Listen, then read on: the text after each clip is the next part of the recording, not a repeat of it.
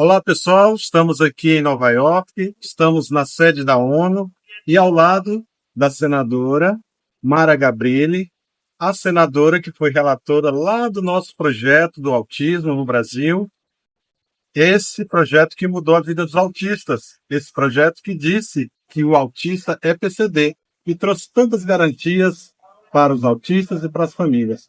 Senadora, e esse nosso encontro aqui em Nova York, qual é a importância para nós lá no Brasil e para os autistas e para as pessoas com deficiência? Primeiro que você já me deixou emocionar, porque ele mudou a vida dos autistas e mudou a minha também.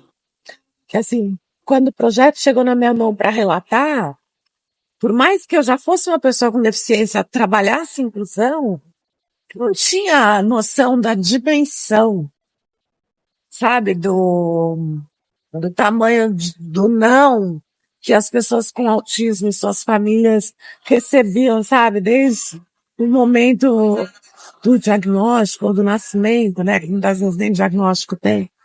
Então foi uma relatoria que mudou minha vida, porque, né, quando você se dá conta que você trabalha uma coisa que você não sabe nada, entendeu? Você não tinha enxergado nada. Tanto que eu tenho já quantos anos o Gabriel no nosso gabinete? 11 anos. Porque desde que eu relatei, eu falei assim, não, agora eu tenho que ter um assessor autista no gabinete. Tem que ter um autista no gabinete. E assim, para mim, eu sempre eu tô acompanhando a evolução dele, sabe? No trabalho, na vida pessoal. Então, assim, a lei perenniana mudou minha vida também. E eu fico super feliz, tô feliz de encontrar você, porque o fato da sociedade civil brasileira vir para a conferência, né, aqui na ONU sobre pessoas com deficiência, assim, nos fortalece demais, sabe? Acho que a nossa sociedade civil, ela é unida, ela é exigente. Então, assim, quando alguns parlamentares tentam retroceder nos direitos das pessoas com autismo, das pessoas com deficiência, a gente tem um batalhão, sabe? Em defesa da nossa legislação. E, então, assim, eu fico muito feliz, né? E eu me sinto mais próxima, sabe? Das pessoas e me sinto também fortalecida quando os brasileiros estão acompanhando.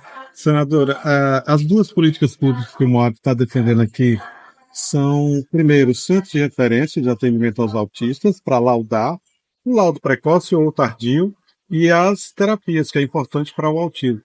Como a senhora vê essa política pública lá no Brasil?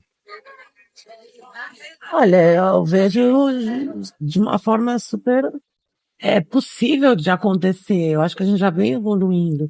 Acho que o autismo, todo o transtorno do espectro, ele mudou de patamar, entendeu? Tanto na consciência das pessoas. Claro, a gente ainda tem muito a aprender, a ensinar, mas hoje o Brasil tem uma nova postura diante do autismo, os legisladores, os executivos, né, municipais, nacional, já sabem do que se trata. Então, eu acho que a gente tem que cada vez se aprimorar mais, aceite nossas propostas para que o autismo seja uma disciplina obrigatória na faculdade de medicina, porque isso vai fazer com que os diagnósticos venham de forma precoce. Então, aí é bem o cerne da nossa questão, é a educação mesmo. Muito bem. Então, é a grade curricular de universidade. Tem que ser disciplina obrigatória. No artigo, um dos artigos da nossa lei, que é apenas 8 artigos, lá fala do atendente especializado na sala de aula que a senhora acompanhou. Nós temos essa dificuldade nos municípios de ter essa outra política pública, além do centro de referência, que a gente briga muito. A senhora concorda com esse atendimento especializado? O Brasil tem que também até qualificar essas pessoas que vão estar com os meninos dentro da sala de aula com a professora Regina. Muito. E assim, poxa, eu sou uma pessoa tetraplégica que se eu não tiver um assistente pessoal, eu não conseguiria fazer absolutamente nada do que eu fiz até hoje. Então, assim, eu tenho uma gratidão enorme por ter tido a oportunidade de ter, assim, é claro que a pessoa que tem autismo, tem né, o espectro autista, ela vai ter um mediador, ela vai ter um assistente pessoal, ela vai ter alguém que facilite a comunicação dela, alguém que consiga prestar atenção nela e entender, porque ela só tem um funcionamento mental diferente. E isso, ela tem que dar vazão. E essa pessoa é o instrumento.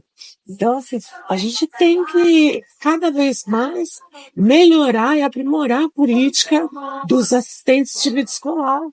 Então, lá dentro da sala de aula, acompanhando e dando condição para aquele aluno aprender. Você sabe que a surdez, ela nos ensina muito bem.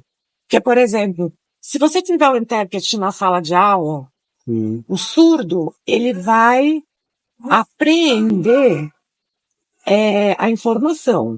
Ele vai saber qual é a informação. Mas isso não quer dizer que o fato dele ter recebido a informação, que ele tenha aprendido. Por isso que muitas vezes tem a necessidade, mesmo ele acompanhando, do contraturno, para que ele apreenda mesmo, incorpore aquele conhecimento. Então, a gente precisa que essas pessoas sejam as mais treinadas. Elas são fundamentais para que o conhecimento aconteça. E a pessoa com autismo, ela tem muito para ensinar todo mundo, todo o resto da sala de aula. Porque ela acaba fazendo com que os outros alunos tenham uma visão muito mais harmônica, muito mais inclusiva da vida. Né? Então, só vem agregar. Senadora, Você vai me entregar. para encerrar, nós estamos aqui com um documento, que é a Carta de Nova York. Nós queremos que o seu mandato, lá no Senado, defenda essas duas bandeiras que nós falamos agora, que é o centro de referência no Brasil, e também que tenha os acompanhantes especializados na sala de aula. E defender também o desabafo autista, que a gente faz com as mães, e as blitz do autismo, junto com a PRF, tantas instituições, para, numa abordagem policial, saber que ali tem um autista, uma pessoa que pode, naquele momento, se comportar de uma outra forma. Então, esse documento aqui eu gostaria de apresentar para a senhora. Até para saber como essa pessoa lá no interior, como que ela, porque, poxa, muitas mães tendo condição, tem que trabalhar, às vezes tem que deixar a pessoa trancada. Né? Às vezes a pessoa se autoagride. Então, a gente tem que ter um olhar muito delicado para observar isso. Né, e saber onde as pessoas estão, como elas estão sendo tratadas, se a política pública está chegando nelas. Então, gostaria de... A assessoria da senadora vai receber esse documento. É um documento para ficar na história. Esse documento é importante para nós do autismo lá no Brasil, e certamente seu gabinete, a senhora que representa muito bem pessoas com deficiência. E o Moab está junto comigo desde que eu recebi a relatoria, na época com o Fernando Cota. E assim, só tenho a agradecer. Fernando Cota. Vocês me ajudaram. Oi, Fernando Cota é o nosso presidente de honra, e ele falou comigo hoje de manhã. Procura lá a senadora Mara e tal. A gente agradece, Fernando, e agradece a senhora o carinho pelo MOAB, Movimento Orgulho Autista Brasil, que dia 18 agora, senadora, faz 18 anos. Nós vamos comemorar lá no Rio de Janeiro, com uma sessão lá na Alerj, depois uma atividade com o Luciano Lacerda na Universidade Estácio de Sá, e à noite uma sessão solene na Câmara de Vereadores de Nilópolis. E no dia 19, na praia. A gente quer mostrar para as mães atípicas e os pais que acompanham as crianças que não vive só de escola e só de terapias. Tem que viver também de lazer, esporte, e vamos estar lá numa roda de conversa. Se precisa, então a gente podia fazer uma comemoração lá no Guarujá, porque a gente está, e meu gabinete está apoiando, e a gente está fazendo Santa Catarina. Ah, legal. Muitas pessoas com autismo têm vindo. Então, assim, a gente tem prancha com andador, tem prancha, tem as pessoas auxiliando, e a gente podia fazer um evento na Galera, praia muito nós bacana. vamos organizar surfar. a nossa coordenação do Moab em São Paulo. Vamos mostrar, porque nós vamos mostrar lá no Rio, na praia. Mas nós vamos mostrar também lá no Guarujá. Tem que levar para São Paulo, por favor.